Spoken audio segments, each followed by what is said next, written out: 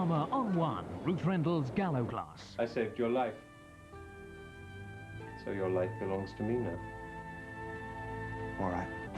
Jimmy Nail is back in action as Spender. Tell him I'll meet them there. And tell them it's gum shields. For Frank and Tessa, it's love that hurts. I know you're still carrying a torch for me.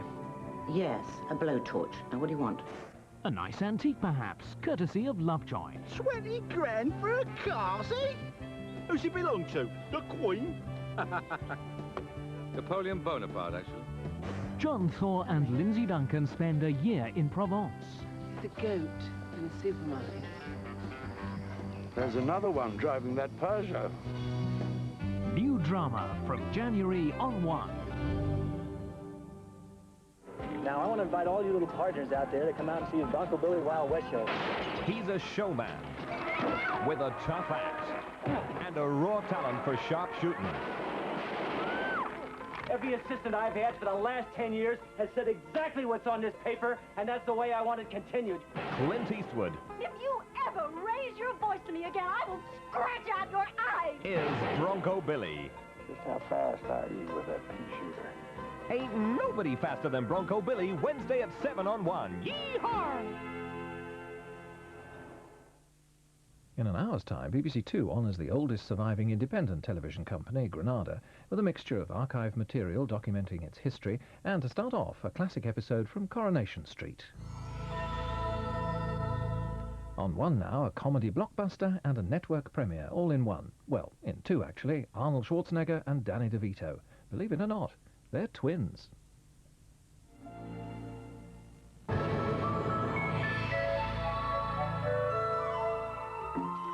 One woman's fight to stop mankind's cruelty becomes a mission to save a species from destruction.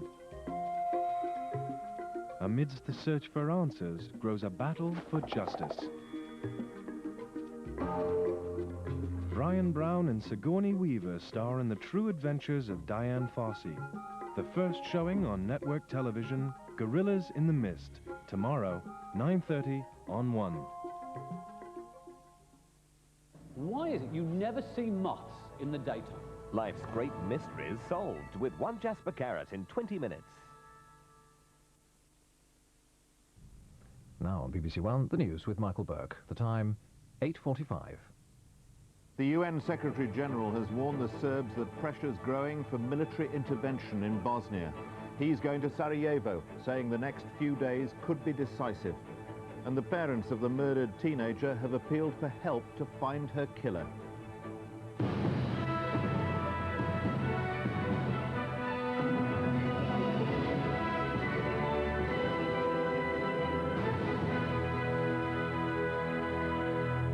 Good evening. The United Nations Secretary-General, Dr. Boutros Ghali, has warned that the pressure on the international community to intervene militarily in Bosnia was enormous and growing.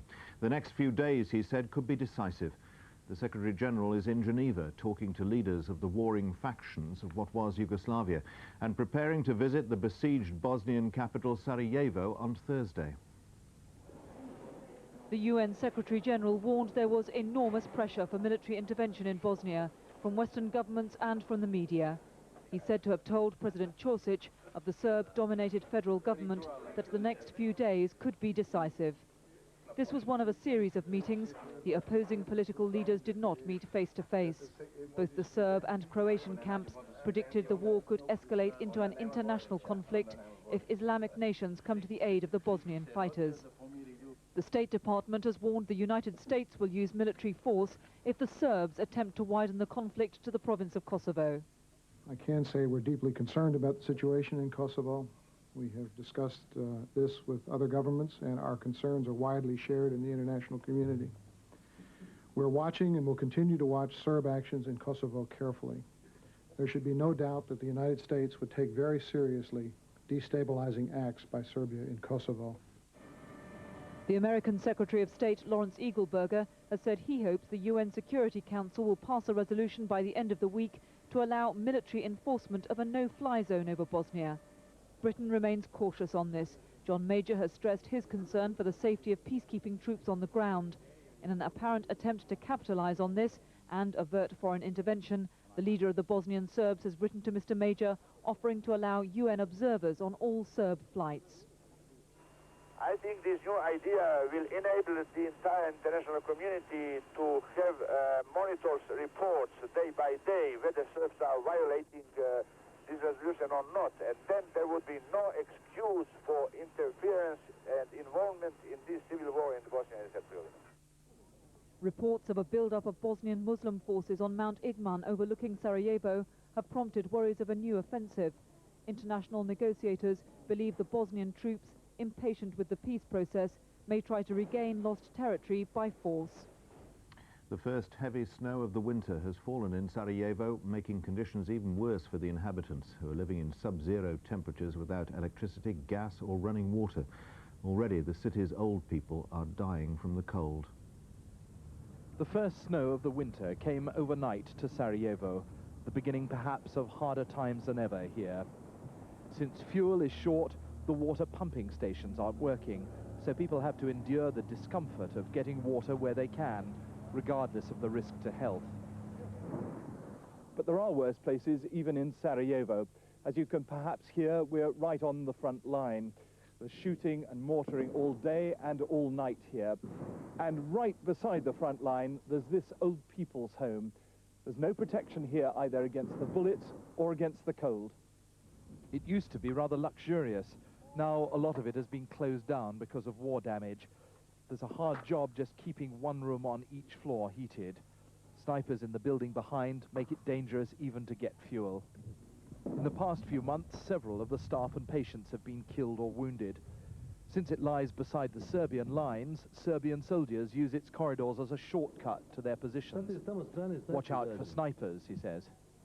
But the real enemy is the cold. 8 of the old people here have died in the past 4 days from hypothermia. This elderly woman would, the nurses said, be dead by tonight. Others huddle under their skimpy blankets, trying to keep warm. It's clean and well looked after, but there aren't enough blankets and there aren't enough stoves, so the wards are unheated. And there's nothing to stop the cold getting in. The snipers have seen to that. There used to be 100 staff here. Now there are only 6 to look after 120 old people. They've stayed from a sense of duty. If you could ask the outside world for help, I said, what would you want? Heating, clean sheets, and more nurses, they said. It's a dreadful way to end a long life. This woman is dying, and perhaps the last sound she hears is a sniper's rifle. John Simpson, BBC News, Sarajevo. Here, the parents of a murdered 14-year-old Norfolk girl have made an emotional appeal for anyone with information to come forward. Joanna Young's body was found on Saturday night, just a mile from her home near Durham. She'd died from drowning and severe head injuries. Joanna Young's half-naked body was found on Boxing Day next to a water-filled pit. Today, the painstaking search for clues continued. The jeans she was wearing still haven't been found. Her parents appealed for more information about Joanna's last movements. We had no arguments in the family. We just thought she was going out to meet friends. And that was that, really. And there was a warning for the parents of other children. For God's sake, make sure you know where they're going. Yes. I wish the hell I'd done that. One lead, a possible sighting of Joanna at a Norwich kebab house, has now been discounted. There are many leads, obviously, and in this type of inquiry, the public respond to our appeals. All the information that they give us is followed up, and because of that, of course, yes, there are many lines of inquiry which we have to look at. A post-mortem revealed Joanna died from drowning and head injuries, but the police admit so far a motive for the attack is unclear. An aid convoy carrying food and medicines has been prevented from reaching the 400 Palestinian deportees stranded in no man's land between Israel and Lebanon. The convoy, organised by Arab-Israeli leaders, was turned back by Israeli border police. Attempts continue to persuade the Israelis to allow supplies into the Palestinians' camp. A delegation of Israeli Arab leaders got as far as the southern edge of Israel's self-declared security zone today, but to no one's great surprise, the guards would not let them go any further.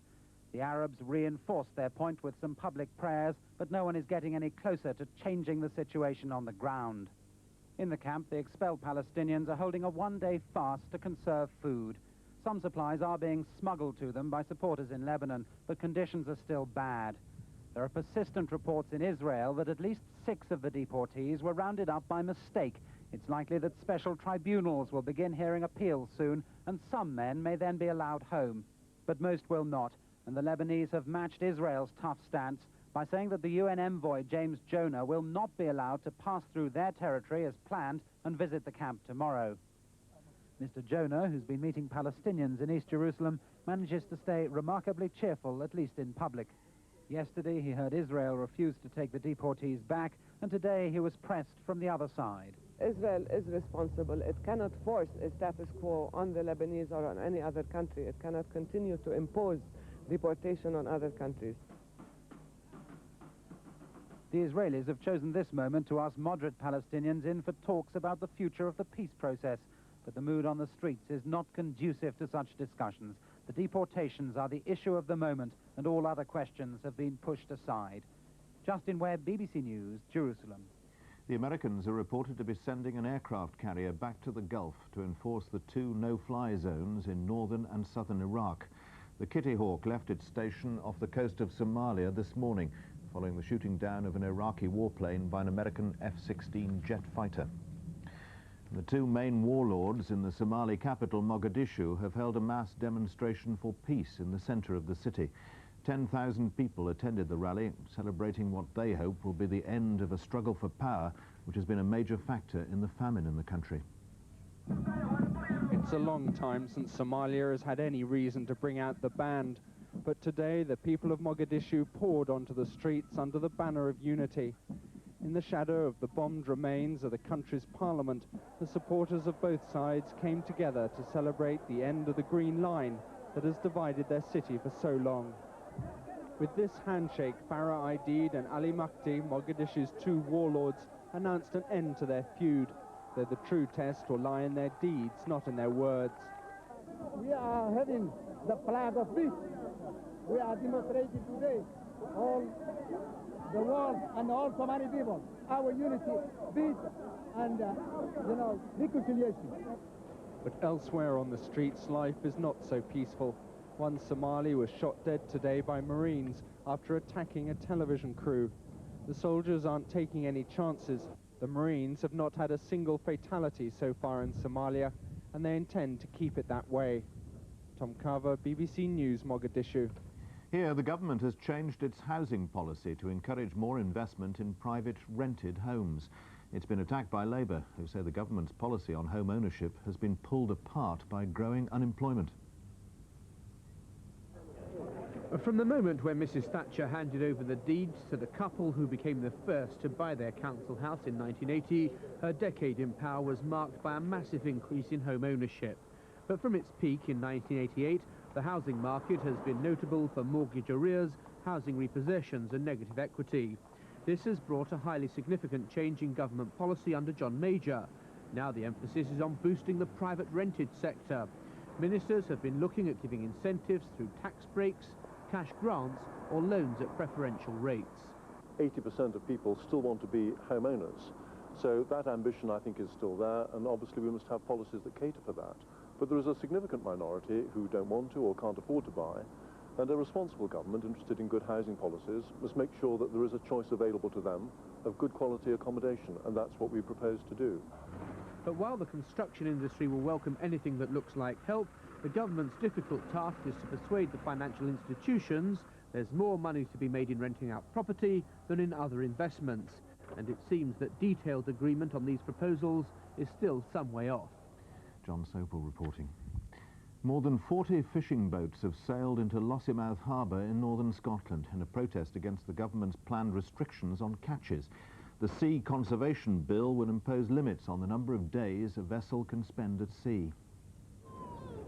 The first of the boats moved into Lossiemouth Harbour this morning, the start of a 2-day protest which brought the local fleet back to its home port for the first time in over 20 years. More than 30 vessels, which normally operate out of Aberdeen and Peterhead, are now berthed in the harbour, many displaying the anger felt by crews towards the government and the fisheries ministers, who back a new bill limiting the number of days British boats can put to sea next year. Sea Conservation Bill is going to tie our boats to the wall for probably half the year, while the member states of the Common Fisheries Policy are going to be allowed to fish free and daily. That can't be right. Feelings against foreign boats are running high and have already led to the brief blockade of one Highland port used by the French. Scottish skippers who've been given larger EC fish quotas next year say the tie-up scheme may save stocks from British fishermen, but not from foreign competitors who face no restrictions on their time at sea. The Lossiemouth protesters say the only way to conserve stocks is for a properly funded decommissioning scheme to take boats out of the industry. Stores throughout the country have reported the best start to the winter sales for years. Town centres were choked with traffic and there were motorway jams on the approaches to out-of-town shopping centres. By mid-morning, the crush was well underway. Shoppers in Oxford Street, while still looking for value in a recession, were clearly willing to spend on bargains. Items for the home and clothing selling strongly. It's certainly busier so far, up to this period of time, than any other day we've ever had. So we're looking for records today. So, is confidence returning to the high street? Very slightly, but I think it's a long way to go yet. It's going to be one of those years. They're going to spend and stop indoors for the next month or so. And this has been repeated across the country throughout the day. The AA has reported that town centres have been choked with traffic and car parks have been overflowing from Glasgow to Southampton. In Manchester, where pre-Christmas sales were slow, stores expect today's takings to be up 30% on last year. Now with news of today's sport, David Davis. Norwich City will enter 1993 at the top of the Premier League, but they could only draw 0-0 at Leeds today, and they missed a penalty. Manchester United's Eric Cantona, a recent purchase from Leeds, was amongst his new club's scorers in the biggest win of the day against Coventry. Chris Kiwomya got the Ipswich winner after Blackburn had taken the lead at Portman Road. Andy Sinton scored a hat-trick for Queen's Park Rangers as they beat Everton in a remarkable match at Loftus Road. Neville Southall, Everton's goalkeeper, was sent off for deliberate handball. Later his teammate, Paul Rideout, was dismissed for violent conduct. And those results mean Norwich maintain a 3-point lead, but Manchester United have now moved above Blackburn into second place. Ipswich are fourth. Aston Villa are playing Arsenal tonight. Latest score there, Villa lead 1-0. 2 goals from Oxford's Jim McGilton helped to inflict a rare defeat on Newcastle in Division 1, but their nearest rivals Tranmere also lost 3-1 at Barnsley. So Newcastle stay 12 points in front. West Ham drew, Millwall beat Leicester, Portsmouth won 4-2 at Derby. Well, England's cricketers have left for their 3-month tour of India and Sri Lanka. Their busy tour includes 7 one-day internationals and 4 tests. Their opening match is only 5 days away, but the first test against India doesn't start until the end of the month. Racing's champion national hunt trainer, Martin Pipe, has had an outstanding day at Chepstow. His horses won 5 of 7 races, and in the Coral Welsh National, his stable filled the first 4 places. For free, the leader, but by not... Martin Pipe's prolific stable already had 2 winners in the bag when his 4 entries set off in the Welsh National in company with some of the country's best steeplechasers. From early on, Pipe's 2 main hopes, Run for Free and Minahoma, set the pace, and they were still pushing on well into the second circuit when Run for Free almost ruined what was to be a remarkable sequence. Oh, he's nearly gone. But jockey Mark Perrett managed to cling on and extraordinarily had re-established Run for Free's advantage by the time they cleared the last. Strung out behind him, almost in single file, were his 3 Pipe stablemates, Riverside Boy, Minahoma and Bonanza Boy. There might have been a 5th too. Chatham, a likely favourite, had been withdrawn just before the start. Later, 2 more Pipe horses returned to the winner's enclosure, 5 winners at combined odds of 602 to 1. Long odds. From David and me, good night.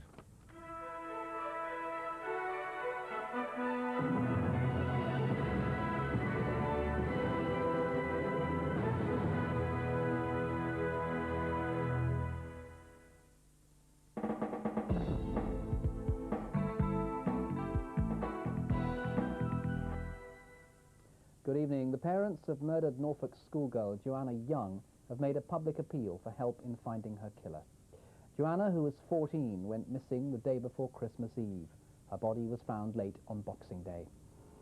Joanna was found half naked at a water-filled pit close to her home. Today, the search continued for any clues. At a news conference in Dereham, her mother Carol had a warning for the parents of other children. For God's sake, make sure you know where they're going. Yes. Because I wish the hell I'd done that. One lead, a possible sighting of Joanna at a Norwich kebab house, has now been discounted. A post-mortem revealed she died from drowning and head injuries, but the police aren't yet sure of a motive. A man's being questioned in Suffolk after the discovery this morning of a woman's body in a ditch. The woman, believed to be in her 40s, was found near the Cat and Mouse pub in the village of Wetheringset. It's thought she just left a party. Detectives have spoken to a number of people who were at the scene.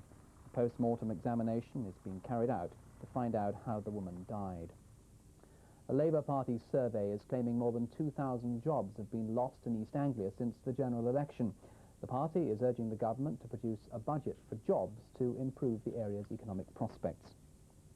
Police investigating a fire at a school in Cambridgeshire say they believe it was started deliberately. Fire broke out at the Duke of Bedford Primary School at Thorney early this morning.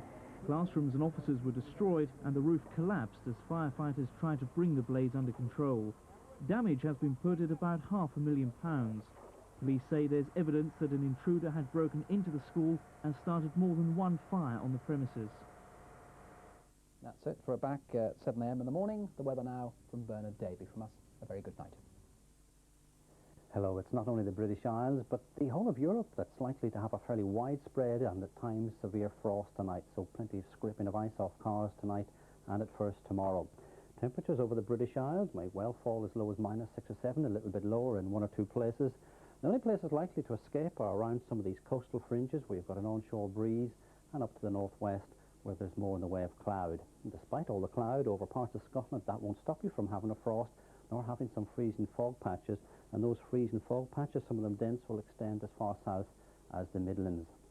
There's tomorrow's weather chart. This area of high pressure still causing a little bit of interference on television sets, but things should improve over the next few days as the high pressure starts to move away. These weather fronts moving erratically across the British Isles, tending to turn the weather a little bit more changeable. Now tomorrow we start off very cold and frosty with freezing fog patches. Most of them will clear, but here and there, one or two of them will linger on right through the whole of the day. Up to the north and west, some thicker cloud, perhaps bringing the odd spot of drizzle into the Western Isles. Another cold day where temperatures sit around freezing. That's where you'll have the fog. Elsewhere, around about 2 to 5, but some parts of the south and southwest and up to the northwest, here they could be as high as 6 or 7. Now moving on to Wednesday, still a lot of frosty weather and some fog to be had over much of England, some sunshine too. Thicker cloud and some rain spilling across Scotland and Northern Ireland and heading down to Wales. Then as we move into New Year's Eve, the first band of cloud with its rain, most of it will have died out by now, will move into East Anglia in the southeast. A brighter slot behind that with some sunshine, and then another band of rain, heavy at times, moving into Scotland and Northern Ireland, to be followed by some showers, and turning out to be quite windy up to the northwest, perhaps touching on gale force. But the temperatures in most places will be picking up. And then on New Year's Day, the south still mostly dry with some sunshine. To the north, a good deal of cloud, some rain, and some strong winds. That's it. Good night. June, and on the eve of President Yeltsin's triumphant return to his country, he and President Bush went for a cruise on the presidential launch. He was a happy man. He'd got what he came for, a $10 billion loan and all the loose change in President Bush's trouser pockets. Yes, join Elle Macpherson and me for a last look back at 1992, this New Year's Eve at 10:20 on BBC1. For the same price as a day's BBC, you can buy 1/1,000,000th of a Ferrari. The BBC, the best value television and radio there is.